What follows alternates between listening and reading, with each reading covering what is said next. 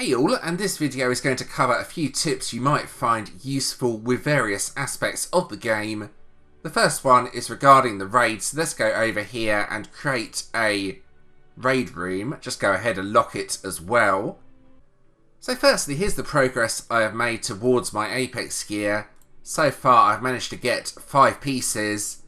You can see here a helm, a weapon, a ring over here, bracers and a shield. Now some of you may be wondering what you do with these poison orbs or skull cores. You cannot actually upgrade gear that you get directly from an Apex dungeon using these items. If you want to use these items, you need to make level 80 gear and upgrade that instead. It's a little bit confusing, but that's what it is currently. So obviously running Apex dungeons to try and get the Apex gear should be one of your top priorities, since each piece of gear gives a huge battle rating increase. If I take off the ring, for example, my battle rating will go down by a huge amount. Let's put that ring back on. You may also want to consider some of the lower dungeons though, if you can't do the Apex dungeons or there's no one currently online that can help you. You want to do Inferno on one of the lower dungeons, as this gives these evolution citrines plus enchanting stones, and this can actually be a better option than, for example, doing a harder dungeon on normal, elite or expert. Those evolution citrines are quite difficult to get. So what I'll do is an Inferno Desert Ruins run to show you what items I get from this. I will do this without commentary though.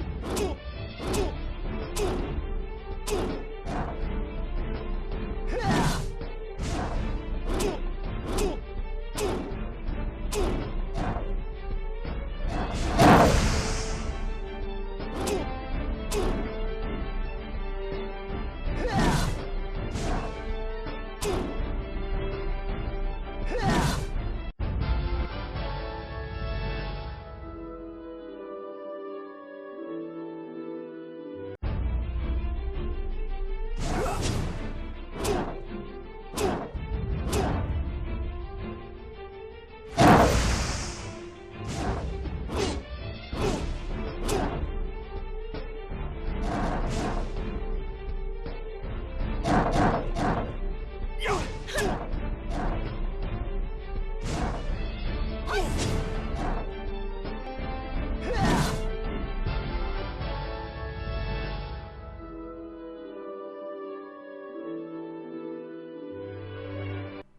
there we go, that's the dungeon completed. This is quite useful when you have a lot of lost maps and want to use some of them up. You get some reasonably decent items that you'll probably need from doing the lower dungeons. I will go ahead and use the items that I got. The enchanting stones, I have enough to do one enchantment. And the evolved stones, I think I will put into this piece of equipment. Bear in mind, if you change equipment here, the evolution does carry over, so this is a permanent feature, so to speak, making it well worth working on when you can. So regarding the gameplay itself, I had a pet equipped that doesn't really matter if it dies, if I'm being honest. It's one of my weaker pets that's hardly leveled. If this one dies, I can just get a new one to replace it pretty easily. My two decent pets are both of the Wheat Guardians. You don't want to be using a decent pet here though, if you can help it. It takes away the life pretty quickly, and when that hits 0, you won't be able to use the pet anymore. So do be a bit careful of that. Check your pets before going into the dungeon if you are doing a solo run. So during that you probably saw me using a couple of important skills.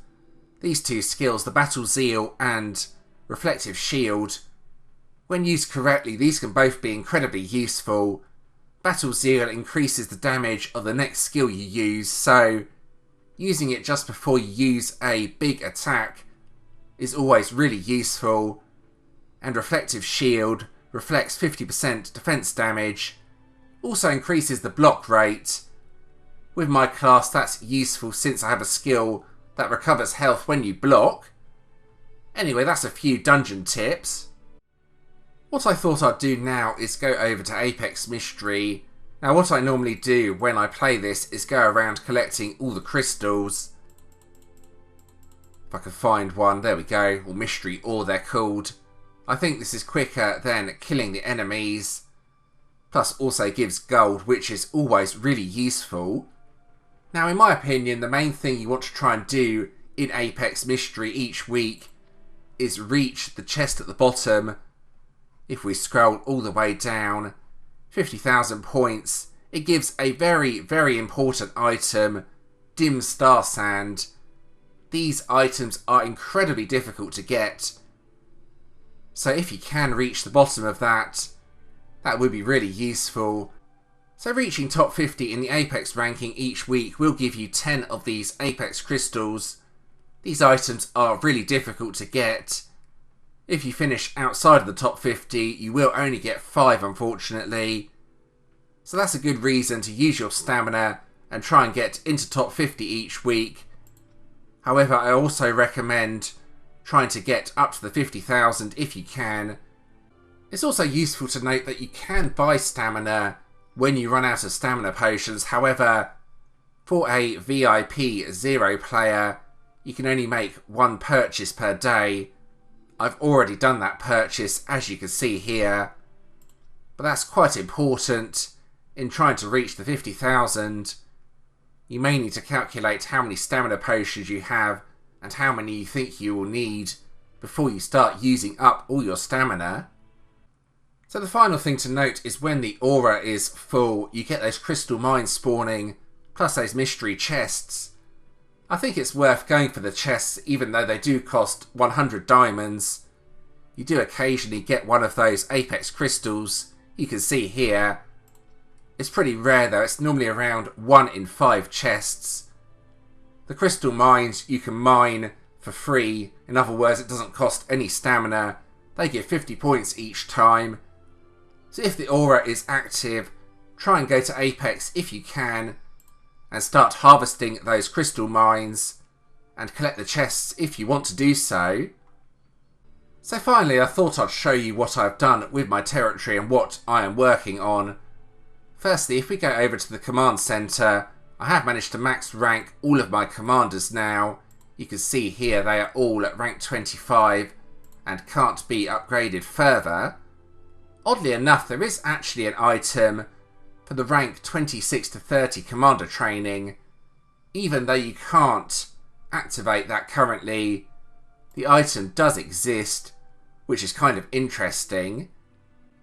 Now, if you want to max out all of your commanders, the easiest way to do this is to have your food production on maximum and your silver production on maximum as well. Those are the resources you are going to need to complete this. At this point, I'm now working on tier 9 troops. The easiest way to make tier 9 troops is to make tier 1, then promote them. You can see here it doesn't require any silver to do that, so I think that's probably the easiest way. I will promote 40 of my knights.